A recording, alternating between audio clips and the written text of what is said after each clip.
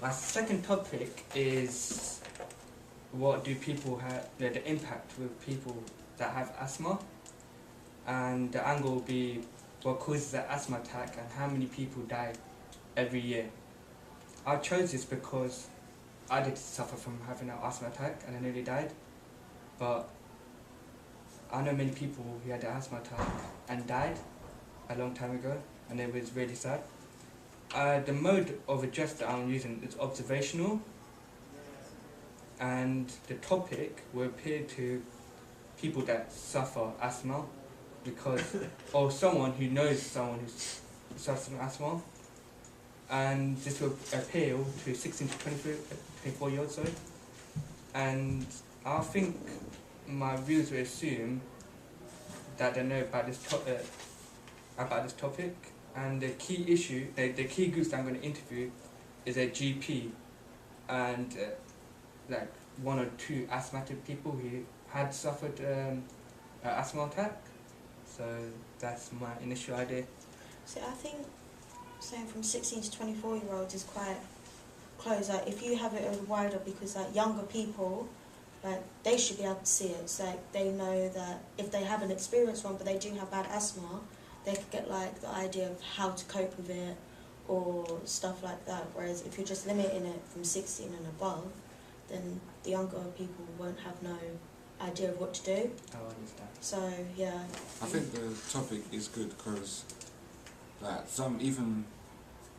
quite a lot of people have, like I've got asthma, I've had quite a few asthma attacks when I was younger, and like not many people take into consideration that asthma is something that needs to be brought up at times. So I think, yeah, your documentary could like educate people. Yeah, I think if you went more down the focus of that asthma actually kills, it's Yeah. not just a breathing problem. It actually kills and people, actually yeah. there are It's so bad many deaths condition in as the well. UK, and maybe like Chloe said, take it younger. Like so many children die of it. Get facts and Yeah. figures. as well. Yeah, I'm going to include facts and figures and like archive footage. Over the archive footage, I'm going to explain with voiceovers as well.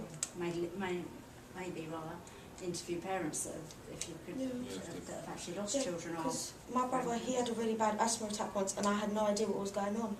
Like, he was like just choking and stuff like that, struggling to breathe. My mum couldn't do anything either, because like, That's what happened to me. so It's hard. it's like, it's really hard to deal with. Like, I was just watching my brother like struggle to breathe and everything, and like, you just didn't know what to do, so.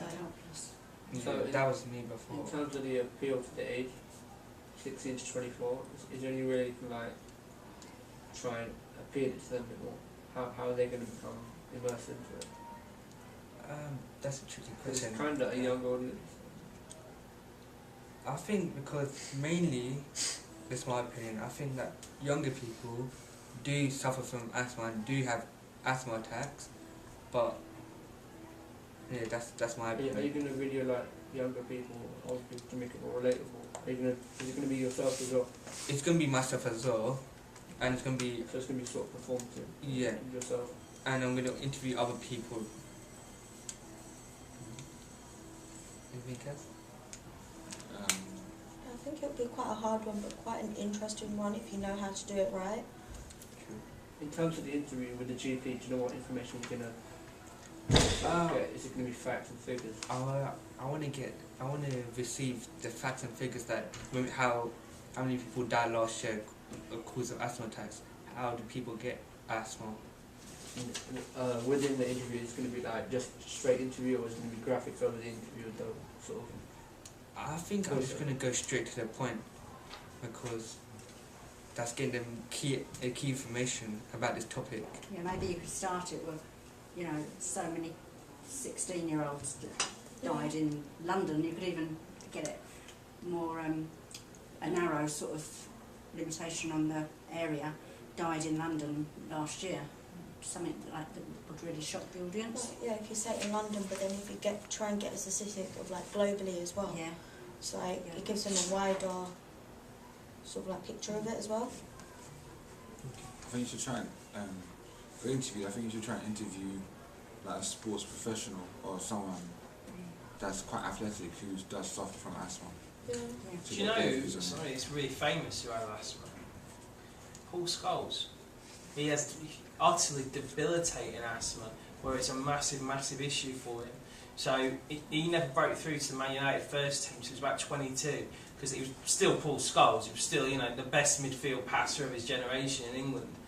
But they couldn't figure out how to get him through, not 90 minutes, how to get him through 45 minutes without him having a proper asthma breakdown. He has to have pre-match inhalers, mid-half-time inhalers and post-match inhalers just to be able to work through it. And that, I think that's a really good idea that Corey's saying, that how it is, a more positive aspect, how it is manageable, and it's not, you know, like as if you've got no legs. It is something where you can still fully participate in mainstream sport with it.